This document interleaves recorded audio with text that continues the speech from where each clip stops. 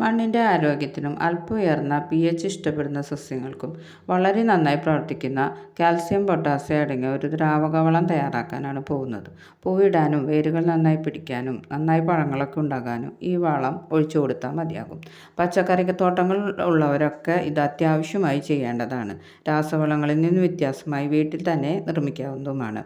ഇതിന് അധികം ചിലവൊന്നുമില്ല. പിന്നെ നമുക്ക് വീട്ടിലുള്ള സാധനങ്ങളൊക്കെ തന്നെ മതി ഇതുണ്ടാക്കുവാനായിട്ട്. അപ്പോൾ വിറക് കത്തിച്ച ചാരമാണ് എടുത്തിരിക്കുന്നത്. അത് നന്നായി തണുത്ത ചാരം വെള്ളത്തിലേക്ക് ഇട്ട് കൊടുത്ത് മിക്സ് ചെയ്യണം. നന്നായി മിക്സ് ചെയ്ത് കൊടുക്കണം. എന്നിട്ട് അതിലേക്ക് നമ്മൾ കുറച്ച് ചൊറുക്കയാണ് ഒഴിക്കുന്നത് കേട്ടോ, നമ്മുടെ വൈറ്റ് വിനീഗർ. അതൊഴിച്ച് കൊടുത്തിട്ട് നന്നായി ഇളക്കി കൊടുക്കണം. മരച്ചാരത്തിൽ നമുക്ക് പൊട്ടാസ്യം കാർബണേറ്റും കാൽസ്യം കാർബണേറ്റും അടങ്ങിയിട്ടുണ്ട്. അതുപോലെ വിനീഗറിൽ അസറ്റിക് ആസിഡും അടങ്ങിയിട്ടുണ്ട്. അപ്പോൾ ഇതൊക്കെ വെള്ളമായിട്ട് നമ്മൾ ഒഴിച്ചു കൊടുക്കുമ്പോൾ നമ്മുടെ ചെടികൾ വേഗം നന്നായി വലിച്ചെടുക്കും. പിന്നെ നമ്മൾ ഇതിലേക്ക് ഇടുന്നത് മഞ്ഞൾപ്പൊടിയാണ് കേട്ടോ.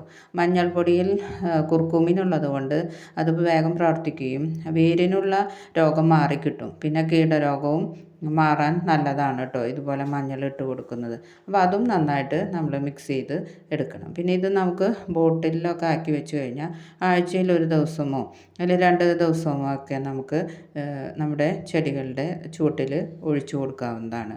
പിന്നെ നമ്മുടെ ഫെബ്രുവരി മാസ കൃഷികളാണല്ലോ ഇനി വെച്ച് കൊടുക്കാൻ പോകുന്നത്. അപ്പോൾ നമുക്ക് അതിലേക്കൊക്കെ ഈ വളങ്ങൾ ഉണ്ടാക്കി വയ്ക്കുന്നത് ഇത് നല്ലതാണ്. അപ്പോൾ നമ്മുടെ ഫെബ്രുവരി മാസ കൃഷികൾ ഏതൊക്കെയാണെന്ന് വെച്ചാൽ വഴുതന, അതുപോലെ തന്നെ വെണ്ട, പയർ, പിന്നെ നമ്മുടെ മത്തൻ, കുമ്പളൻ, ഇതൊക്കെ നമുക്ക് തക്കാളി ഇതൊക്കെ വെച്ച് കൊടുക്കാവുന്നതാണ്. പിന്നെ ചീര ഏറ്റവും നല്ലതാണ് കേട്ടോ. പലതരം ചീരയുണ്ടല്ലോ, നമ്മുടെ സുന്ദരി ചീര, പാലച്ചീര, മൽച്ചീര, അങ്ങനെ എല്ലാതര ഇലവർഗവും ഇപ്പോൾ ഈ ഫെബ്രുവരിയിൽ വെക്കുന്ന നല്ലതാണ്.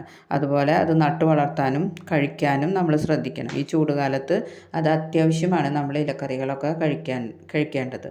അപ്പോൾ അതുകൊണ്ട് നമ്മൾ അതും വെച്ച് കൊടുക്കണം. പിന്നെ വഴുതനയൊക്കെ നമുക്ക് നന്നായിട്ട് ഉണ്ടായി കിട്ടും. കണ്ടോ, ഇപ്പോൾ ഇവിടെയൊക്കെ ഈ വഴുതനയൊക്കെ ഉണ്ടായിക്കെടുക്കുന്നതാണ്. പിന്നെ നമ്മുടെ ശീതകാല പച്ചക്കറി കൃഷിയൊന്നും ഇനി വെക്കാതിരിക്കുന്നതാണ് നല്ലത്. ചൂടുകാലമായി ഇനി അത് നന്നാവില്ല.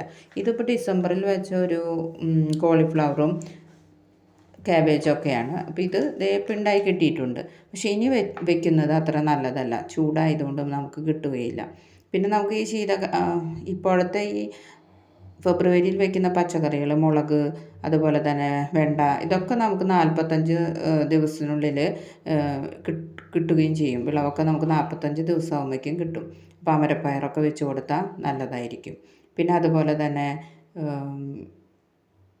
കാണുന്നവരൊക്കെ ഒന്ന് ലൈക്ക് ചെയ്ത് സബ്സ്ക്രൈബ് ചെയ്യുക. പിന്നെ നിങ്ങളുടെ അഭിപ്രായങ്ങളൊക്കെ ഒന്ന് കമൻ്റായി രേഖപ്പെടുത്താൻ മറക്കരുത് കേട്ടോ. പിന്നെ ഇത് നിത്യവഴുതനയാണ്. ഇതൊക്കെ ഇപ്പോൾ വെച്ച് കൊടുക്കുന്നത് നല്ലതാണ്. അപ്പോൾ നിത്യവഴുതന, പിന്നെ മുളക് തൈയൊക്കെ മുളപ്പിച്ചിട്ടുണ്ടെങ്കിൽ അതൊക്കെ വെച്ച് കൊടുക്കാം. പിന്നെ ഇവിടെ ഇരുന്ന ടിഷ്യൂ കൾച്ചർ വാഴയാണ് കേട്ടോ. അത് ഞാൻ വെച്ച് കൊടുക്കാൻ വേണ്ടി മേടിച്ചതാണ്. പിന്നെ നമ്മുടെ ഉള്ളി, വെളുത്തുള്ളി, സബോള ഒക്കെ മുളച്ചിട്ടുണ്ട്. അപ്പോൾ ഇതൊക്കെ നമുക്ക് വീടുകളിൽ ഇപ്പോൾ ചെയ്യാവുന്നതാണ്. പിന്നെ നമ്മുടെ കുംഭമാസം തുടങ്ങാറായല്ലോ. അപ്പോൾ അത് കുംഭമാസത്തിലാണ് നമ്മുടെ ചേന, ചേമ്പ്, അങ്ങനത്തെ കൃഷികളൊക്കെ ചെയ്യേണ്ടത് ഈ കുംഭമാസത്തിലാണ്. അപ്പോൾ അതൊക്കെ നമുക്ക് വിത്തുകളൊക്കെ എടുത്തു വച്ചിട്ടുണ്ടെങ്കിൽ അതൊക്കെ എടുത്ത് നടാവുന്നതാണ്. പിന്നെ എല്ലാവരും ഇതുപോലെയൊക്കെ കൃഷി ചെയ്ത് നോക്കുക. തക്കാളി ഏറ്റവും നല്ലതാണ് കൃഷി ചെയ്യുന്നത്.